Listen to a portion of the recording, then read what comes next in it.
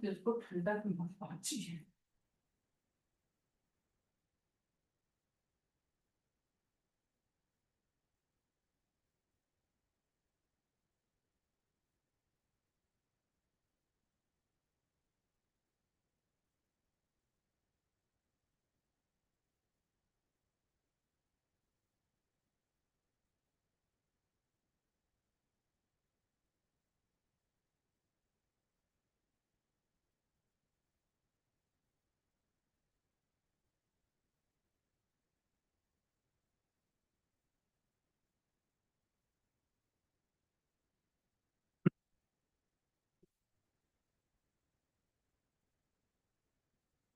So here we are, Emma.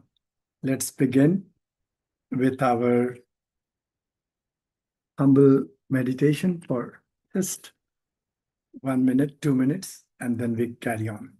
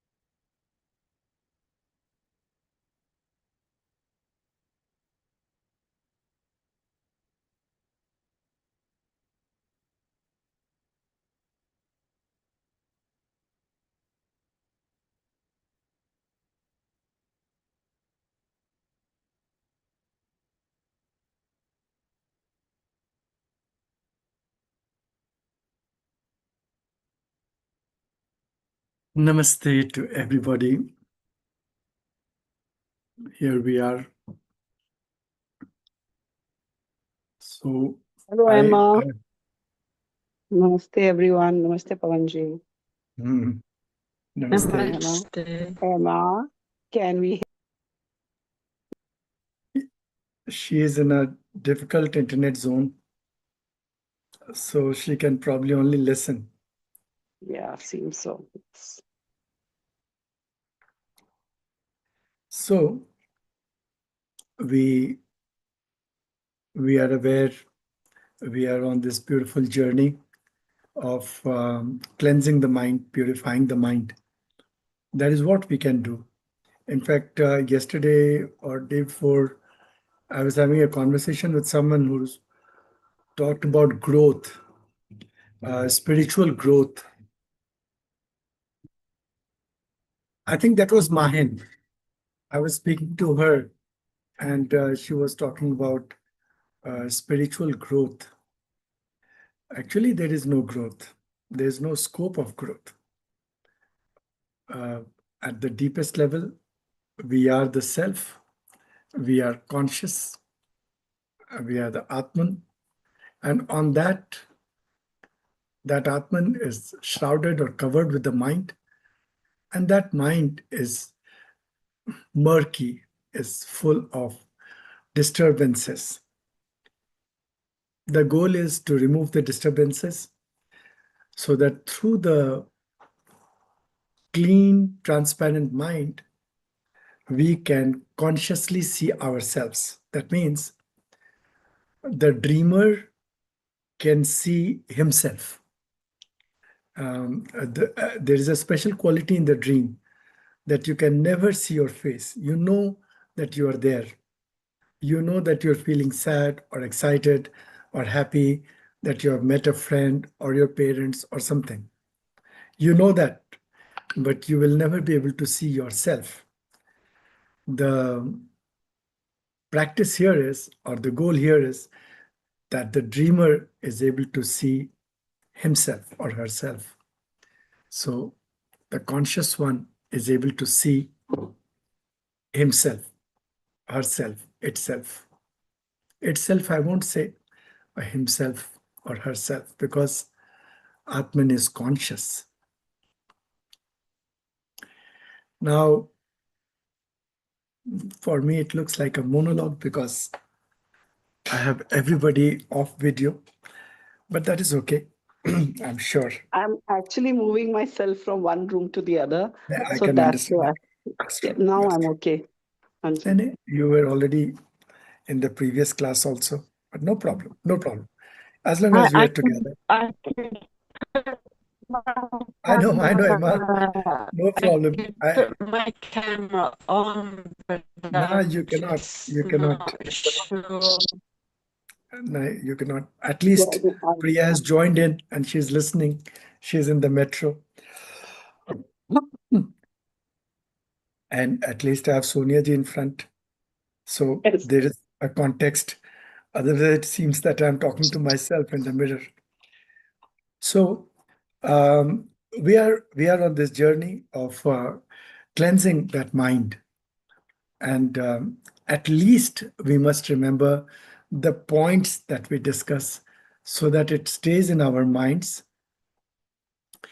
No problem, Priya, no problem at all, that these points stay in our minds and we are able to uh, do something about it.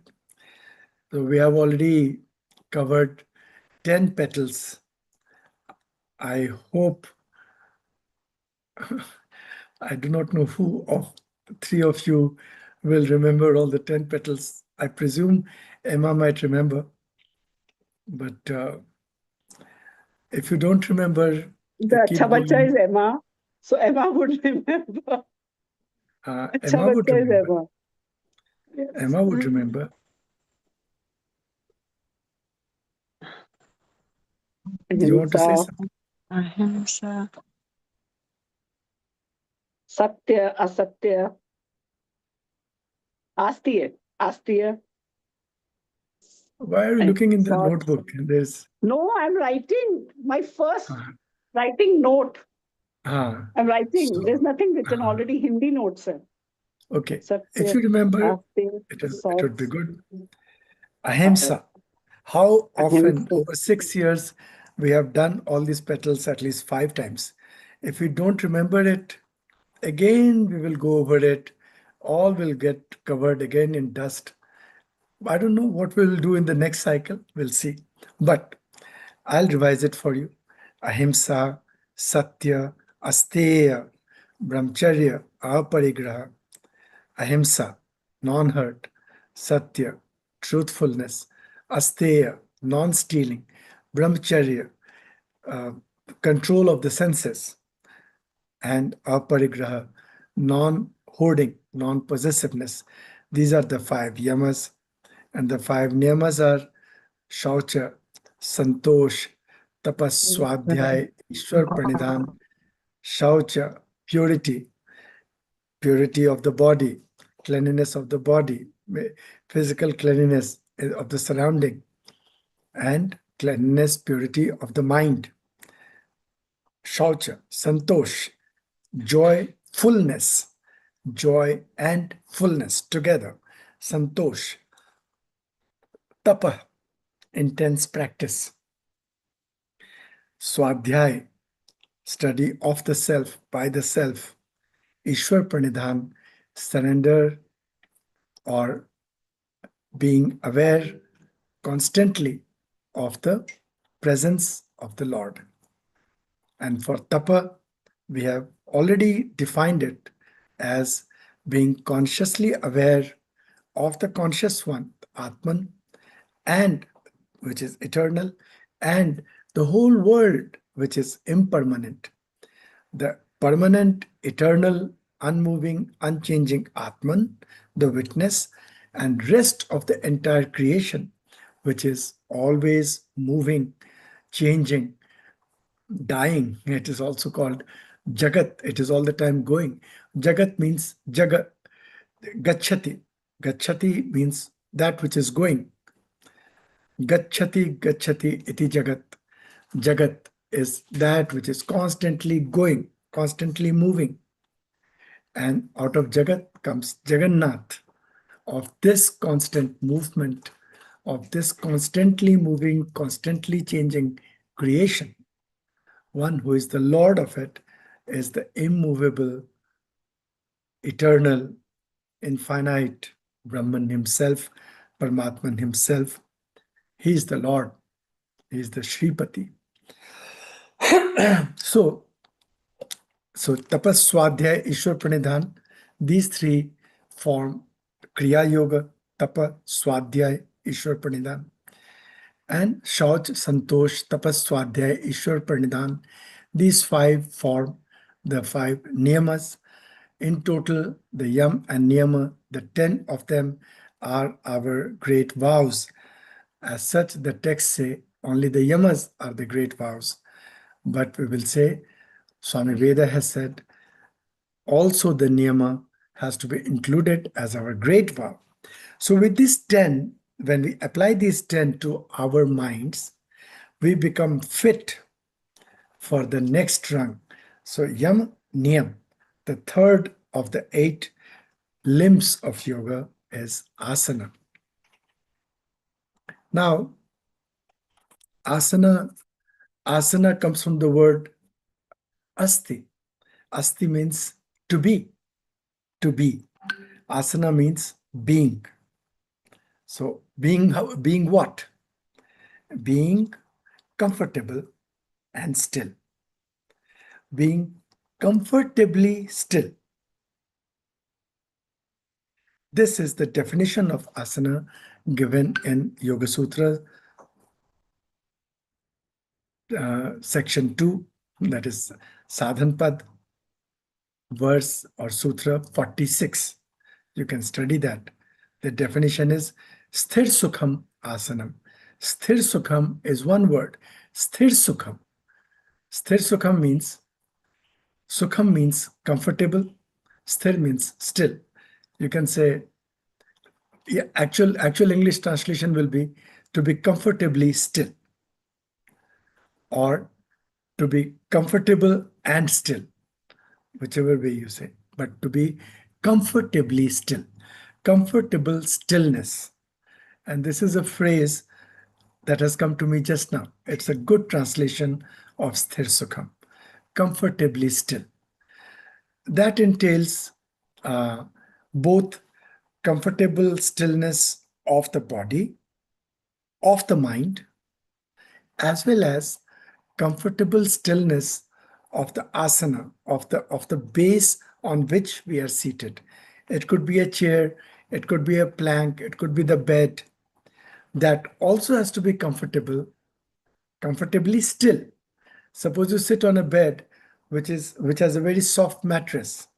If you sit on it, it will go down and you cannot sit long. You'll have to change sides, you'll have to shift, you will not be able to be still. So it is comfortable but not still. So asana actually refers to the posture as well as the substratum or the base on which we are seated. At a physical level, also at the mental level, what is our posture? If at the mental level, the 10, 5 yama and 5 niyamas are not being practiced, the mind will neither be comfortable nor still. And if the mind is not comfortable and still, your posture, your asana will not be comfortable or still. You will sit down for meditation, and in few minutes, you will want to get up. There will be an urge from within that will push you out. In the Yoga Sutra, it goes on to describe that asana has to be comfortable and still and without any effort. For that comfortable stillness, there should be application of no effort at the physical level. You should not be holding on to something. You should not be scared about dropping off somewhere. You should be totally comfortable, still, relaxed, without any effort. By stilling of all efforts at the body level. And at the mind level, it says, Ananta, by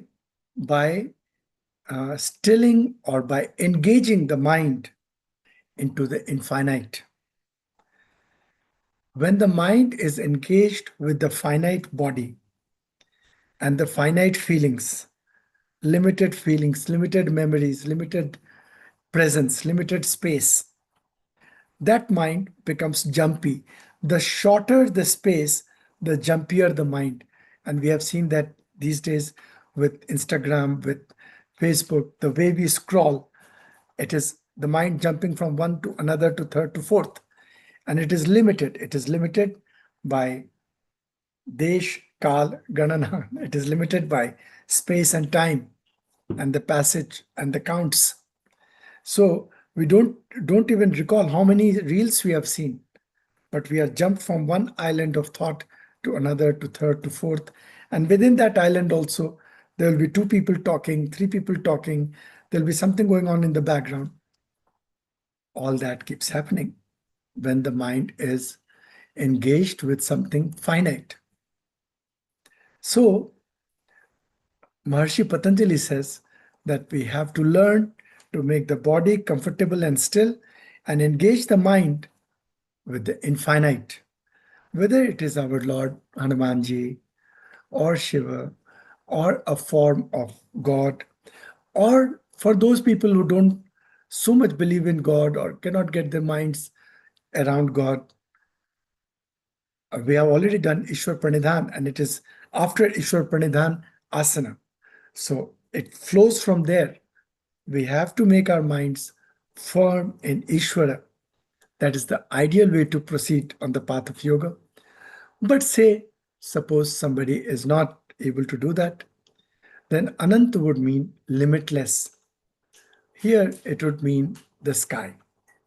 So to fix our mind or fix our gaze on the blue sky and then gently close our eyes and still hold our mind with the sky, with the limitless sky.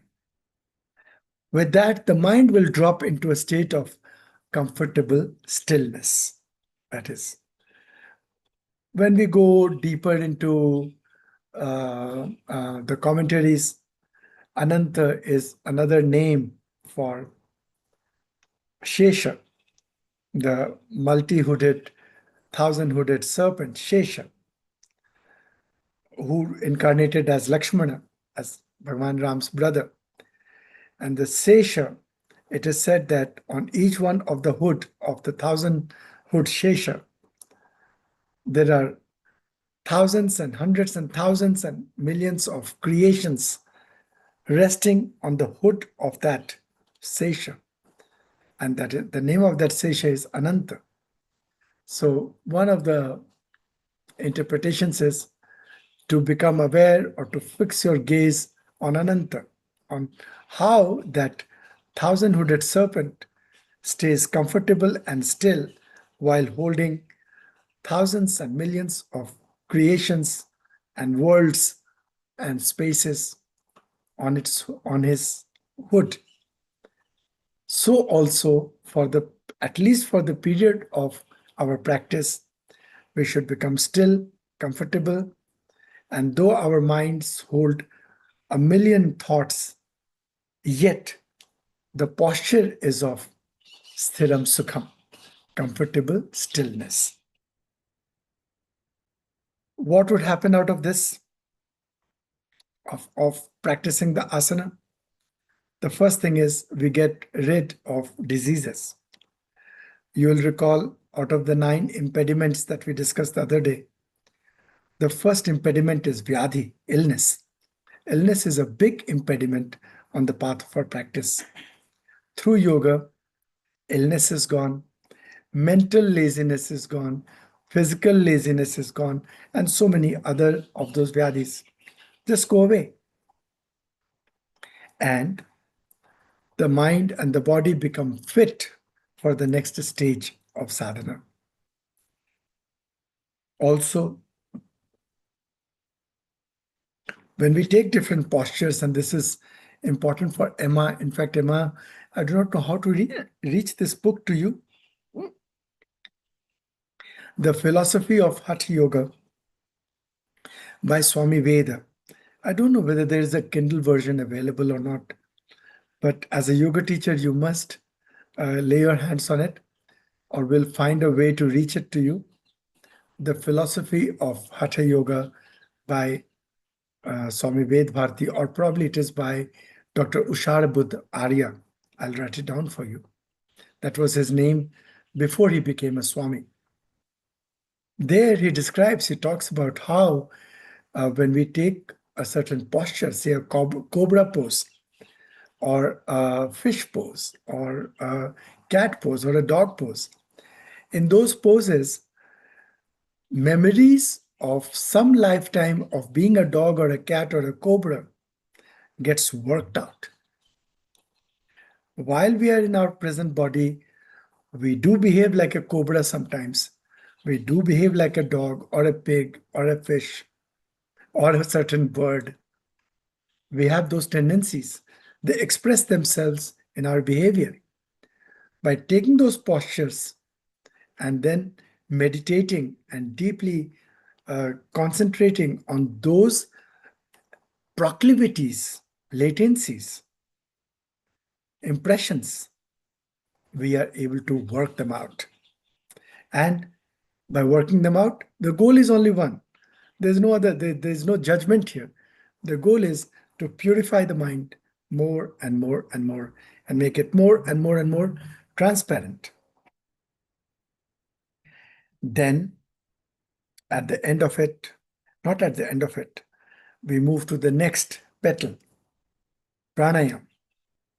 And pranayama is defined as expanding, taking control of the flow of the breath and expanding it. But the big but is that the definition itself of pranayama, as given in Sutra 249. So after 3 sutras, you come to Sutra 49 in the second section, Sadhanpad. In the definition of pranayama itself, so one half of the definition is taking control of the flow of the breath, both inward and outward, and prolonging it, taking control of it and prolonging it. The first part of the definition is tasmin sati. Tasmin sati. That's the operative word. Tasmin sati means tasmin. That means all that has been said before. Sati, who has perfected it. Having perfected all that has been said before, not only asana that has been said before, but all yama and niyama and other aspects, all that has been said before, or at least let us say yama, niyama, asana. Having perfected these three, only one who has perfected these three, when he or she takes control of the prana, then it is known as pranayama. Otherwise, it is only known as breath work. That is very commonly used in yoga studios, in yoga classes, breath work. It's called breath work. All right, you can do breath work. It will not be called pranayama, and it will not be an important chain or a petal. It will not have the effect of pranayama. The effect of breath work, of course, is great. Today, modern medical science is taking that, and it is called cardiac friendly breathing or something like that. In the US, they have coined a word called cardiac friendly breathing or some other term like that, which is basically breath work. But it is not pranayam by definition. By definition, tasmin sati, one who has perfected the previous 11 petals. When such a person will enter into the 12th petal and take charge of the flow of his breath or her breath, that will constitute pranayam. And that pranayam has three factors: space, time, and count.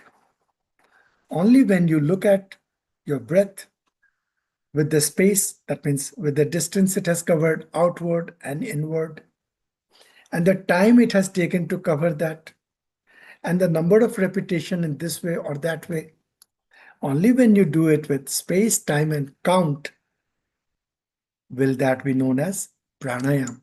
Otherwise, it will be known as observation of the breath observation, witnessing the flow of breath. We know different types of pranayam. We already know that. That's not my point here. Just that when we talk of prana, prana is only expressed or is felt through the movement of the breath. Breath and prana are not the same. We already know that. And to strengthen the prana, we have to do two things. One, we have to strengthen the prana. All the things that strengthen the life force. One of them being Pranagnihotra, favorite of Emma. Also many times Sonia ji has spoken about it. So that is there. Pranagnihotra. It is very simple. At the time of having your food, mindfully put one morsel of food in the mouth. Pranaya swaha, keep chewing. As you swallow, pranaya swaha. Again, put the morsel of food in your mouth, chew it. Samanaya swaha, udanaya swaha, like that. The 5 pranas. And the other way is that not to weaken the prana. And one of the things that weakens the prana is digital exposure. Big time. It was not at the time of Patanjali, but at our time, one of the biggest weakening of prana is through digital exposure, digital media, social media, etc. What is the fruit of pranayam? It says,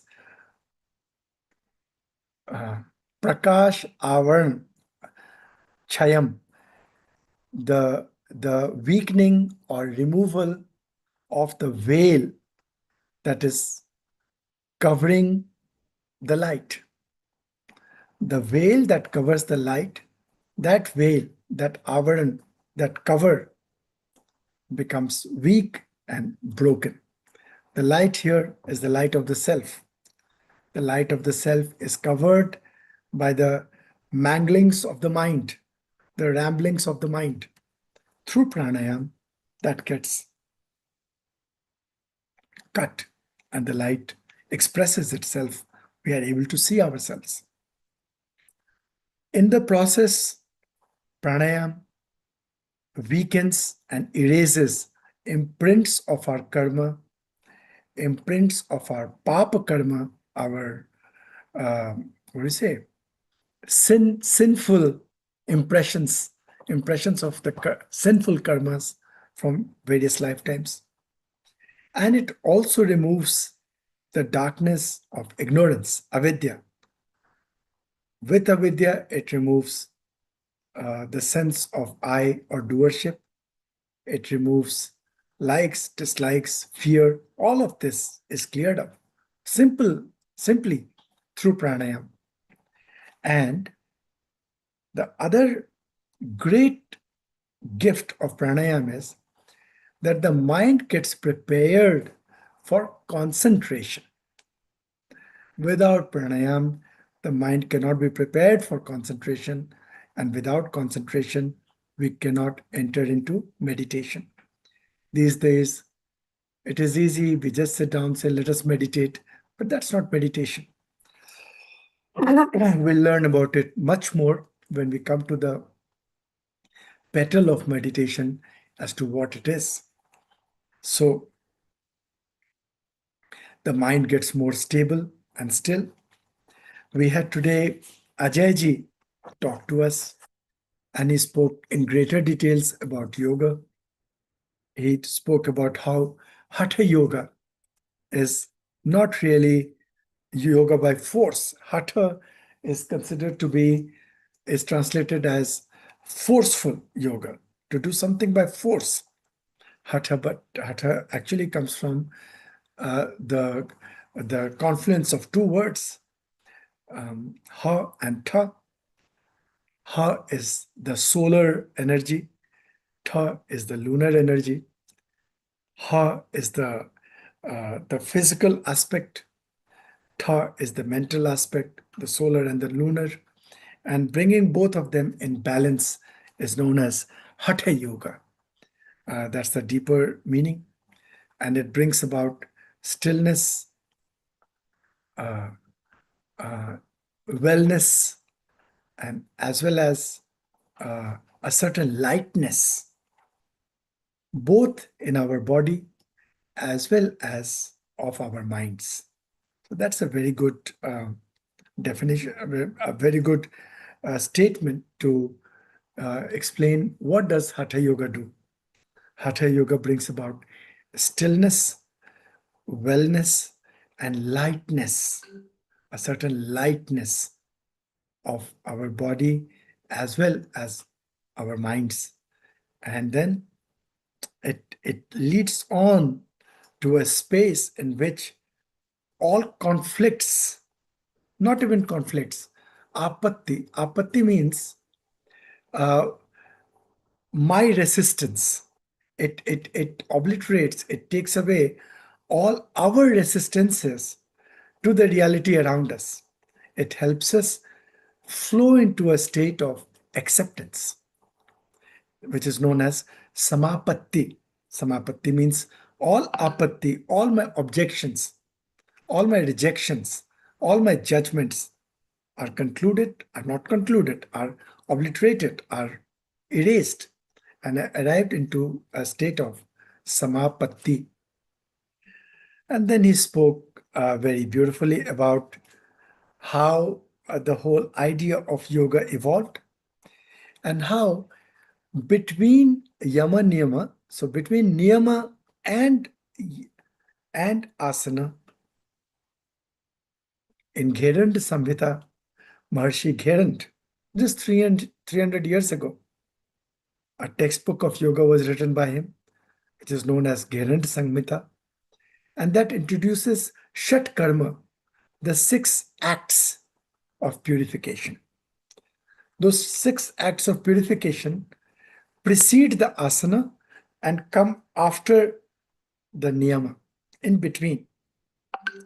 And there, these 6 purificatory acts are neti, the nasal wash, dhauti, eating the linen and taking it out, vasti, like anima, nauli, the movement of the navel, kapalbhati, forceful exhalations, and trataka, concentration on a flame of light.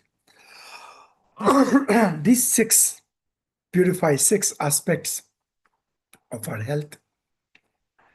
They also purify our dhi, our intellect, and mostly then he spoke about how there are 84 principal asanas, and then how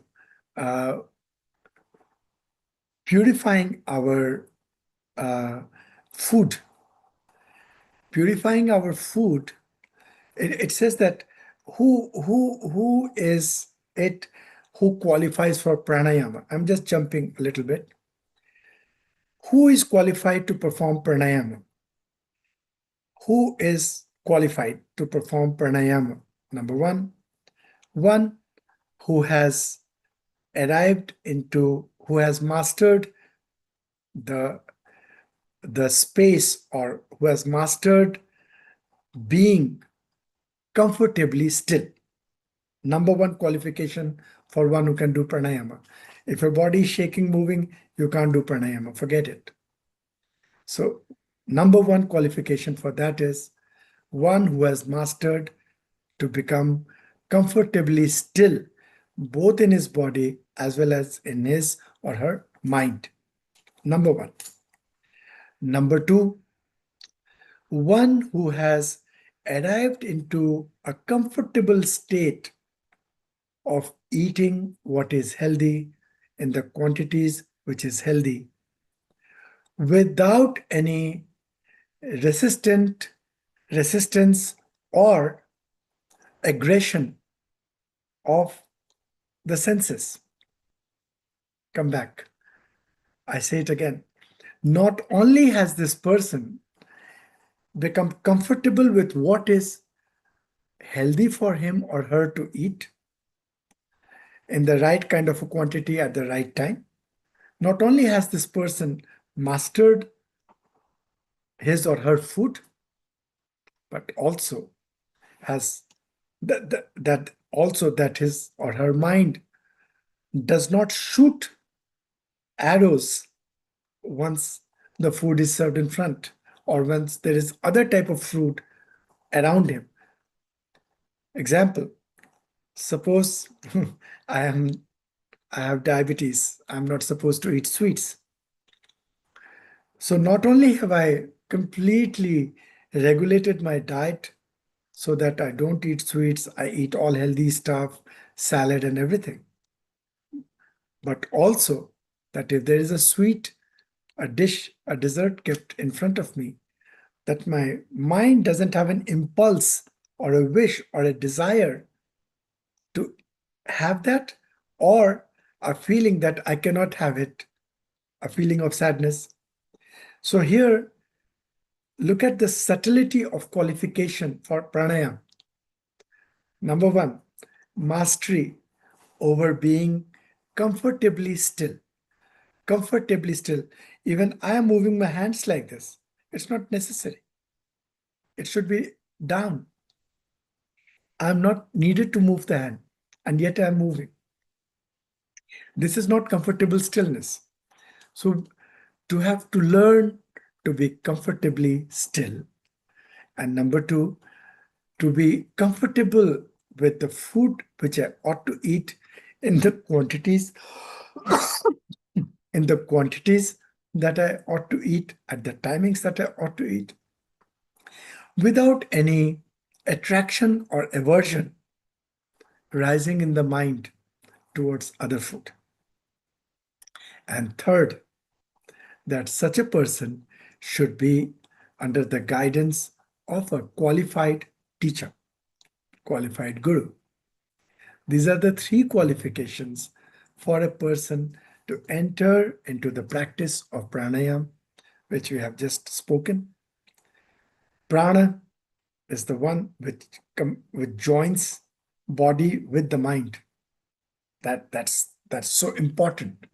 Prana will decide whether the jiva, the living Atman, will stay in the body or will quit. So it's extremely important, constituent.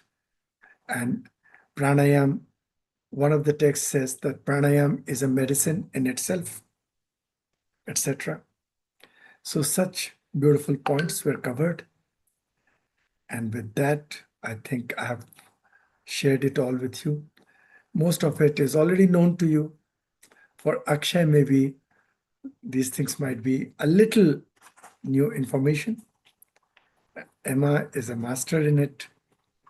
And for Sonia ji and Priya, it must be a good revision of what we have anyway been sharing in the last years. So I pause here for any questions that you may have. Any doubts, any questions, any comments? I thank you for all of this. Thank you. And my question is about asana. Your connection is And very difficult, Emma. why Emma, your connection is very. yoga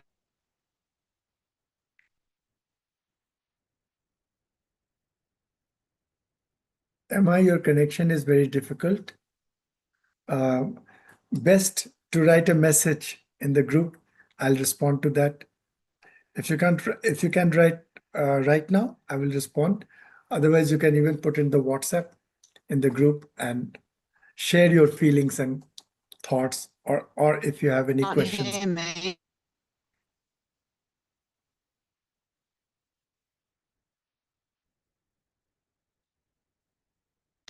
Your connection is very unstable. Okay, perfect. Akshay, I hope you gained some information, but I'm sure you are busy. As usual, it's your morning time on a weekend. Akshay has a shop in Canada, in Toronto, and he runs it. And it's early morning, people must be coming and going. And Soneji, if you have any questions, because it's the second time you're hearing it back to back in Hindi and English, I'll be happy to answer. But there is no question. It is more clear now. It's more clear. It's more clear, yes. The 6 acts of purification, of course, is very clear. And how asana is important is very clear until you get the stillness of mind and body both. And everything is very clear, very, very clear. And Very nice. 6 acts of purification, of course, are very good. But the thing is that how I wanted to know how Tratika comes into purification. How does this It's not help? the Because we are gazing at one point of the mind, right? it clears up the mind. Trataka is mind wash, washing the mind. Okay. Okay. It's like just giving a quick shower to the mind. You can imagine like that. Before the mind is prepared for asana, because in asana itself, the mind has to be still. So unless and until you have practiced Trataka, you will not know how to still the mind. It will not be clean or stable or strong enough to be still. All the acts, all the petals now on are all about mind at subtle level. So in asana also it is the mind, pranayama also mind, pratyahar also mind. Then will come dharana. Dharana is exactly like the Trataka, but a lot different. And then dhyan, and then finally samadhi. But we'll skip that and we'll go forward. So all of these are purificatory processes of the mind, and asana in its physical form is the purification of the body also. So also pranayama. Pranayama is also a medicine. It's a purification for the body. Yeah. So. And Ajayji was saying about asana in Hindi.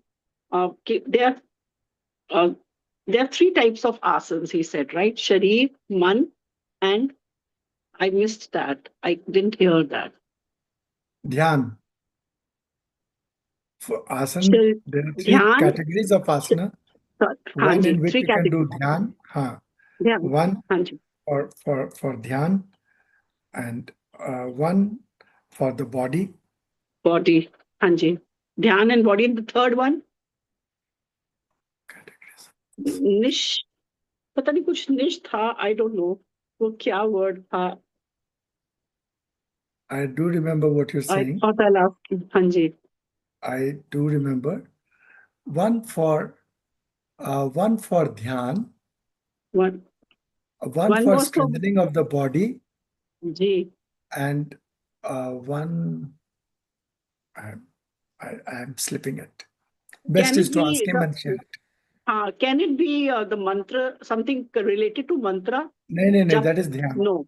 Achha, that is not. One is for the strengthening of the body. That doesn't come in asana, huh? No. One is for one set of things is for dhyan, the postures for Hmm. dhyan. Another Hmm. set of things is for this thing, for strengthening of the body. And ji, third, I'm third. forgetting what he Third was saying. only I'm missing actually. I missed what he said. वो इतना No, जल्दी बोल रहे थे, so I nahi, missed that. He was you ask him बोल- and put it in the group, these three asana, these ji three ji ji. categories of asana. No, and one for rest. One for rest. समाधि. Like Shavasana, Shavasana, अच्छा, Yoga Nidra, or one for rest. So आराम, one for Dhyan, one for Vishram, and विश्राम. one for body, Sharir. शरीर, ध्यान और विश्राम. हाँ. This way. Ji, right. So these are the three categories. Emma will anyway know it, but just that it helps to get it, stated. It helps a lot. Ji. So if we all wish, we could conclude now, Yeah. है ना? Unless and ji. until anything is coming up. Akshay has come online. हाँ बेटा, namaste.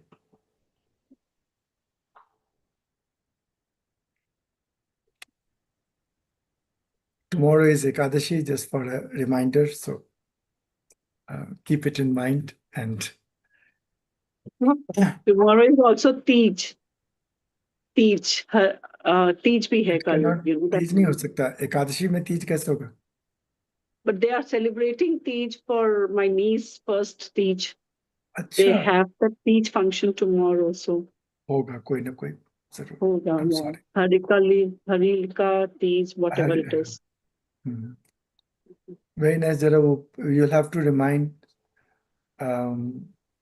what is her name? Archana ji. Archana ji. I will remind her. Right.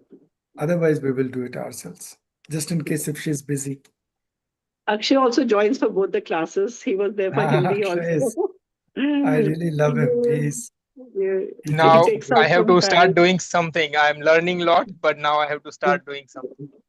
Yes, it will all go inside your head, beta. It will Yes. go inside your mind, and then at some Yes. time it will push you. So do Yes. something about it. Yes. You'll feel No, inspired. I'm slowly I'm planning to move into the separate accommodation, like where I'm by myself and I don't have to worry about what others are doing. And if I'm doing something, I can do it on my own time and I don't have to hesitate, like if it's gonna disturb them or not. Yes, yes, yes. Yeah. So Yes. I'm planning to do that soon. So that Very way I good. will be, yeah. God bless you for that. Okay. Okay, then we But meet next week.